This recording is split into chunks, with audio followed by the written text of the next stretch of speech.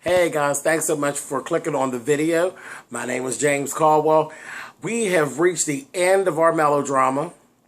The finale was last week. Tonight we are actually going to cover, which actually, you know what, it pissed me off in the beginning, I have to say. I got pissed. But it's actually, this is going to be Love and Hip Hop Atlanta, Season 3, The Reunion, Part 1. There are 3 parts to this. There's going to be 3 parts to this bullshitting ass motherfucking reunion. Pissed me off right from the door. I said, we're playing games. We're playing games. It's going to be long. It's going to be drawn out, and it ain't all going to be interesting. Okay? So we know that from the door. I'm going to try to keep it as interesting for you guys as I can. But I'm just going to go ahead and get started because this first episode wasn't even, it didn't get me where I needed to be. It's not, you know, where I've been waiting 17, 18 weeks for what.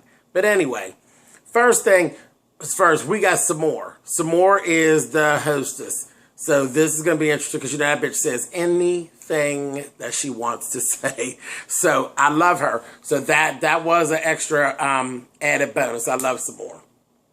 She's going to be our hostess, so we know Samore is going to ask the questions that another motherfucker may not would answer, because I don't think none of them want to really go round and round with her verbally at all. But so that was that. We saw that. Just the getting set up is things that we were seeing.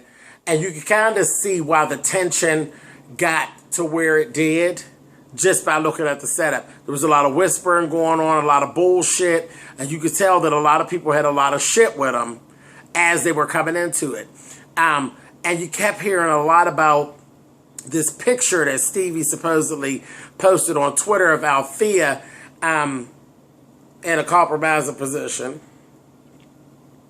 It sounded like a little cocksucking, if you ask me. It's just that she was on her knees and some other shit, but you were just getting the gist of it. But Stevie had posted a picture. Benzino's sitting around talking about how he don't fool with Stevie no more, you know. And they're like, well, wait, when we ended, everything was cool. They were talking to one of the executive producers. When we ended the season, everything was fine. He's like, no, I don't fuck with Stevie. I don't fuck with Stevie, you know, and this kind of thing. And he called, you know, he always had something smart to say about Jocelyn. He called that bitch a motherfucking garbage bucket. So I said, okay. Then, you know, there's a video that's out there of Jocelyn, and this bitch is about as high as a motherfucking fur coat. Okay? She's in a studio. She's all high up. She's screaming. She's yelling. She's acting absolutely ridiculous. That video's out there. They made mention of that, and they were making mention of her needing intervention and something about a drug addiction. Keep hearing things about drug addiction. Keep hearing things about coke, the use of cocaine. I was hearing, I said, okay, so I could kind of see where all the height was coming from, and this is just in the very beginning. So I'm like, okay, cool. Anyway, so let's just blow through this. I'm not going to hold you up real long because I felt like they held me up too motherfucking long on this first little shebang bang, okay? So we start off with the really, really unimportants. Scrappy, Erica P, Erica Dixon, and Bambi. Mama D, whatever. So we're sitting there. Bambi was clean as hell. I'll give her that. Clean as hell. I couldn't really see all of her dress, but it looked really sharp. I know it had a lot of leg out. She had some badass motherfucker shoes. The bitch's makeup and her hair was on point. And she was pretty much a lady, you know, on what she had going on. She looked really, really good. The whole thing was Scrappy basically, it's the same old bullshit. Scrappy, I don't know what well, we found out a little bit later what it really is. But like I said, what is this hold that this boy has on them? You know, because, you know, I'll let Scrappy have it. I just can't do it with his pretty features and things. And he does. He literally does have very pretty features for a man. you know, just in his face and his nose and different things about him are cute. He's a cute guy. He is. He's cute. But cute ain't never made me act foolish like they act. I mean, he's good for telling you he ain't in love with you. He's good for telling you, you know, he don't know if he really want to be with you. And I ain't having no fat motherfucker questioning whether or not they really want to be with me or not. I just can't see it. I can't see it. Like, what is really going on? Not no fat motherfucker like that can't breathe and shit, talking crazy. But whatever. So we kept saying, well, what is the hole that he has? And then they're all arguing. I got tonight that Bambi basically is cool with fucking Scrappy, taking whatever money that he throws her way, and just chilling. That's what I got. She don't expect no whole lot from the motherfucker because she know the motherfucker's ridiculous, and she's cool with that. And you can't read that. You can't read me saying, I know this motherfucker's ridiculous, but I'm going to take my Big Mac meal, and I'm going to fuck him and hide his puffer whenever I feel like it, make that motherfucker miserable. I'm good with that, Bambi. I'm cool with that. You know? And I think that's where she's at. And even being there, you really still don't want to hear no other women talking about how they fucked them and all. You don't want to hear that shit. You know what I mean? So that's what I kind of got from Bambi. She know what he be doing, and she's over it. Fuck it. It is what it is. Now that Erica P, I gave her the blues the whole season because she is useless. She's useless. She got punched in her motherfucking face when she should have. He talked to her stupid and treated her stupid because she was what? Stupid. Okay? And she's still stupid. She should even showed up for the goddamn reunion because who are you? And what is your purpose? You have no purpose. Just to fuck like Bambi said. That bitch don't even have... She don't have no point. She don't have no... Fuck that bitch. Who is she? That ugly ass hair doing that motherfucking headband, dumb bitch. Anyway, then Erica Dixon, she wants to get in. There's always going to be Erica Dixon and Scrappy. They're always going to be a part of each other's life. So everybody will just have to accept that. It is what it is. She keeps throwing out there that she been fucking him. I don't know why she thought that made her look good. It made her look like a dumb bitch. You'd have been around and around and around with Scrappy, and now you want somebody to know that you've been fucking Scrappy, and Scrappy's denying it. Denying it. But see, that's usually what happens. Because, see, she has so much to say about Mimi and the mistakes that Mimi was making. Really? Are you any better? You're better than her? You're better than Mimi. Why? Because you didn't make a tape? But you're sitting on VH1 talking about Scrappy sucking your pussy. But you better than Mimi, right? Bitch, you're not as good because you didn't get nothing. You didn't get nothing. You ain't get a motherfucking thing from Scrappy. He sat up there, they're going to give Scrappy a lie detector test, and he failed it. He failed the motherfucking lie detector test because he has been sucking Erica Dixon's box. So I guess this is what the thing is, because Erica Dixon already told us during the season that your dick game was trash. She already gave us that. So you're a good cocksucker is what it is, Scrappy. Okay, we're good with that. Because you could do that at your own pace. If your breath get a little short, you can lean on one of her thighs so you get your breath back and then go back to eating. Ridiculous ass. But anyway, Erica, you're a dumb bitch.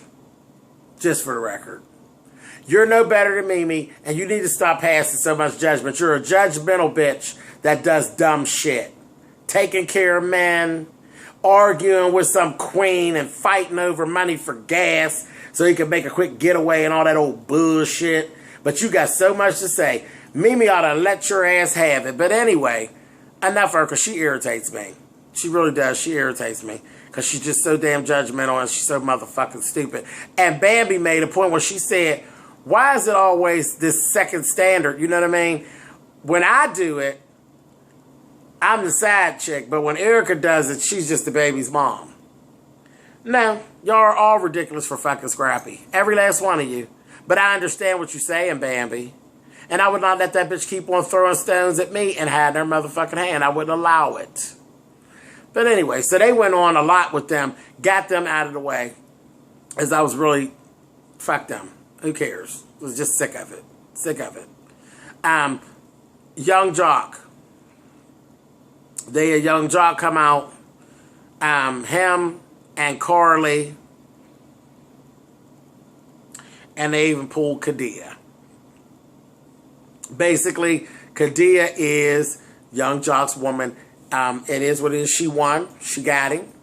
And it is what it is. And Carly needs to go head on and just take that and try it again, bitch. You're old like a motherfucking vampire, bitch, which means that you lived through several different lifetimes. Bitch, you lost again. It's not a problem. You know, ain't no problem. It is what it is.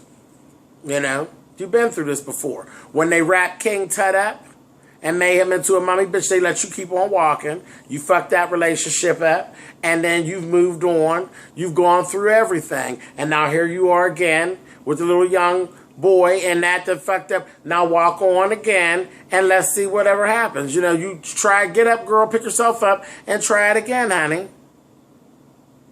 Okay? Ain't no big deal. Carly, you're old.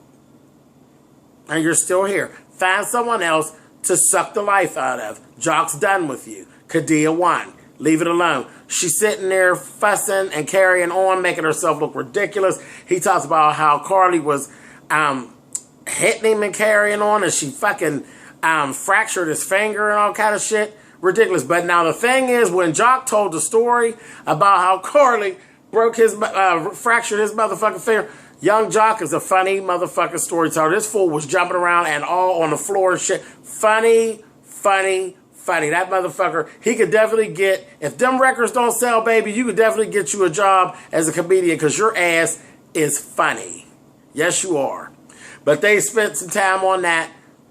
Nobody really cared about that. They did a little bit on Rashida and Kirk. Nobody really cared about that. They basically got all the dead weight out of the way in this episode. And then they sat everybody down to really talk, and we went right into they're getting ready to start this fight. Okay? So, and of course, you know, they cut us off there, and we have to come back next week. And we'll definitely be back next week, because the fight, they're actually showing, I think, more than what I thought they were going to show.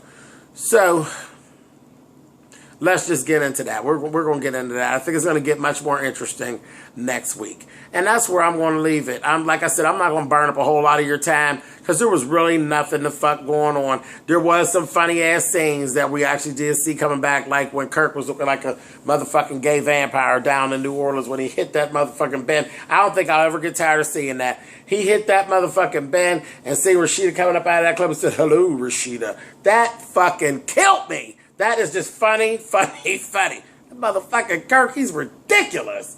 But anyway, all right, guys, so that's it. I'm not going to burn up any more of your time. Things are going to get better next week. Just hang with me. I'm hanging with Mona. One thing before I go. Did you see Mona Scott tell Scrappy how motherfucking ridiculous he was? She was saying, I've never seen a guy who got upset because a girl said they slept together when they really didn't. She basically... Mona never stopped drinking. She had a bottle of water or something. That motherfucker, she was drinking that shit, and she basically told Scrappy, put that motherfucking mic back on and quit fucking with my motherfucking money, bitch. I said, you's a motherfucking pimp, Mona. I likes that Mona. She pimped the fuck out of Scrappy. I told y'all Scrappy was ridiculous. He ain't even have all that arguing and fizz-9-E and all that bullshit.